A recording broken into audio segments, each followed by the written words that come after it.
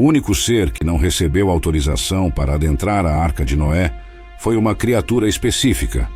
A arca foi construída com o objetivo de proteger Noé, sua família e um par de cada espécie animal do planeta. No entanto, existiu uma criatura que Deus decidiu não salvar. Muitos de nós estamos familiarizados com o relato do grande dilúvio e da arca de Noé, que serviu como refúgio contra a destruição da humanidade devido à sua corrupção. No entanto, poucos conhecem o segredo oculto nesse relato, que são os Nefilins, seres misteriosos que não foram permitidos na arca e que pereceram no dilúvio.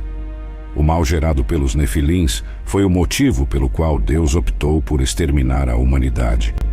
Segundo a narrativa bíblica, os Nefilins resultaram da união de anjos caídos com as filhas dos homens nos dias de Noé, originando seres super-humanos e violentos. Os filhos de Deus notaram a beleza das filhas dos homens e tomaram para si as que escolheram, conforme Gênesis 6, versículo 2. Esses filhos de Deus eram, na verdade, anjos que se rebelaram contra Deus ao deixarem seu posto no céu e se tornarem humanos, escolhendo mulheres pela sua beleza. Dessa união antinatural, nasceram descendentes híbridos, fortes, enigmáticos e malignos, conhecidos como heróis antigos e homens de renome, conforme Gênesis 6, versículo 4 e 5.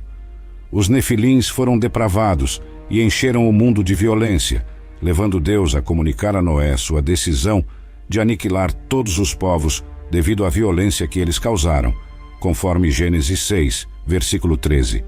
Uma aura de maldade e fúria dominou a terra e toda a criação devido aos Nefilins, tornando o mundo um local dominado pela violência, controle humano e degradação moral. Diante dessa situação, Deus decidiu erradicar a humanidade. No entanto, ao decidir pela destruição, ele sabia que deveria preservar todos os animais que não tinham falhas, escolhendo para isso um humano que era justo e puro, Noé. Noé foi selecionado por sua integridade e bondade, sendo uma figura crucial na transição entre o período pré- e pós-dilúvio. Ele teve a opção de adotar um comportamento moral corrompido, como o de seus contemporâneos, mas optou pela retidão.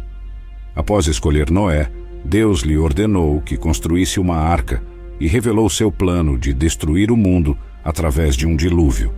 Noé foi encarregado de salvar sua família e os animais criados por Deus. Deus então instruiu Noé a entrar na arca com sua família, pois o considerava justo entre sua geração. Conforme Gênesis 7, versículo 1, muitos não percebem que foi Deus quem convidou Noé e sua família a entrar na arca e se juntar a ele. O convite de Deus a Noé para ingressar na arca é notável. Esse convite estende-se a Noé e sua família, que inclui sua esposa, 3 filhos e as esposas deles. Deus pede a Noé que se una a ele na arca, começando com uma instrução clara: vá. Esta foi uma diretriz que Noé nunca havia recebido antes. É importante recordar que a construção da arca durou 120 anos, um período que poderia ter influenciado negativamente o comportamento de Noé ou de sua família. No entanto, Deus estipulou uma condição explícita: os Nefilins estavam proibidos de entrar na arca, pois foram eles que corromperam o mundo com sua maldade. Quando Noé recebeu essa ordem divina, ele se sentiu confuso, mas confiou e seguiu as instruções meticulosas de Deus. Talvez a ameaça dos Nefilins fosse mais perceptível quando viram Noé construindo uma imensa arca de madeira por 120 anos, e somente ao início do dilúvio perceberam que estavam excluídos, o que suscitou diversas questões sobre se os Nefilins teriam sobrevivido ao dilúvio ou não. Com a arca finalizada, pouco antes do dilúvio começar, a humanidade observou animais de todas as espécies adentrando a arca. Então Noé, sua esposa, seus filhos e noras entraram, e Deus fechou a porta da arca. Os animais que entraram eram macho e fêmea de cada espécie, conforme Deus havia ordenado a Noé, e o Senhor selou Noé lá dentro, conforme Gênesis 7, versículo 16. O versículo sugere que o próprio Deus estava com Noé na arca. Deus foi quem chamou Noé para entrar na arca, e foi ele quem fechou a porta antes de iniciar o dilúvio. A fé em Deus simboliza que, após o julgamento divino, não havia mais volta. A Bíblia relata que todos os que estavam fora da arca pereceram no dilúvio. As águas subiram, cobrindo os montes a uma profundidade de mais de 15 côvados. Tudo o que se movia na terra morreu. Aves, animais domésticos, animais selvagens e toda a humanidade. Qualquer coisa em terra seca que respirasse pelo nariz morreu. Tudo que vivia na superfície da terra foi exterminado. Homens, animais e todas as criaturas rastejantes e aves foram erradicadas, exceto Noé e aqueles que estavam com ele na arca, conforme Gênesis 7, versículo 20 ao 23. Os nefilins, não tendo entrado na arca, também pereceram no dilúvio. Além disso, a Bíblia confirma que apenas os justos na fé sobreviveram ao evento. Excluir os nefilins da arca provou ser a decisão correta, apesar de sua extinção. A história dos nefilins continuou em relatos subsequentes, chegando até Moisés, que relatou sobre os nefilins vistos pelos 12 espiões israelitas, que exploraram a terra prometida por 40 dias.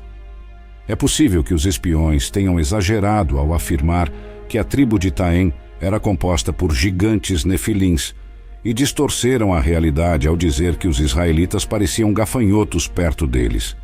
Contudo, junto com o relatório enganoso dos 10 espiões temerosos e descrentes, havia um relato de 2 espiões fiéis, Josué e Calebe.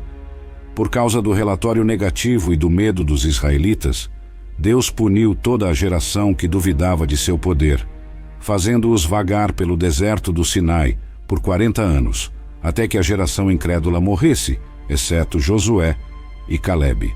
Assim, a geração subsequente herdou a terra prometida. A memória dos nefilins não perdurou após o dilúvio nos dias de Noé. O relato dos espiões era meramente fruto da imaginação daqueles espiões e dos israelitas que não possuíam fé, apesar de terem presenciado o milagroso triunfo sobre o exército egípcio de elite que se afogou no Mar Vermelho. A palavra nefilim aparece 2 vezes na Bíblia, uma em Gênesis 6, versículo 4, e outra em Números 13, versículo 33. A verdadeira identidade dos nefilins e dos filhos de Deus ainda é motivo de debate entre os estudiosos, com alguns acreditando que os filhos de Deus eram anjos caídos, enquanto outros os consideram descendentes de Sete. Esta narrativa é um profundo lembrete das consequências destrutivas do pecado, mas também celebra a justiça divina.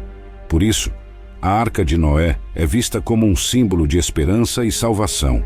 A vida de Noé nos transmite uma mensagem poderosa de fé e resiliência diante de adversidades inimagináveis, num contexto de um mundo corrompido pela maldade. Noé se destacou pela sua retidão e devoção a Deus. Esta história nos mostra que, mesmo nos momentos mais sombrios e desafiadores, manter a fé e a integridade pode nos levar à salvação e restauração. Se você está enfrentando dificuldades ou se sente oprimido pelas circunstâncias ao seu redor, lembre-se da determinação de Noé. Ele encarou desafios imensos, incluindo o ceticismo e a zombaria dos outros, mas permaneceu firme em sua fé e no caminho que acreditava ser o correto. Sua história nos ensina que, não importa quão turbulentos sejam os tempos, sempre há esperança e a possibilidade de um novo começo. Assim como Noé encontrou segurança e um novo início após a tempestade, também podemos encontrar força e renovação em nossas próprias vidas. Tenha esperança, mantenha a fé e saiba que após as tempestades mais escuras, céus mais claros podem se abrir. A vida de Noé nos demonstra que a paciência, a fé e a perseverança podem nos guiar através dos mares mais agitados até terras de paz e renovação. Que Deus vos abençoe. Até a próxima.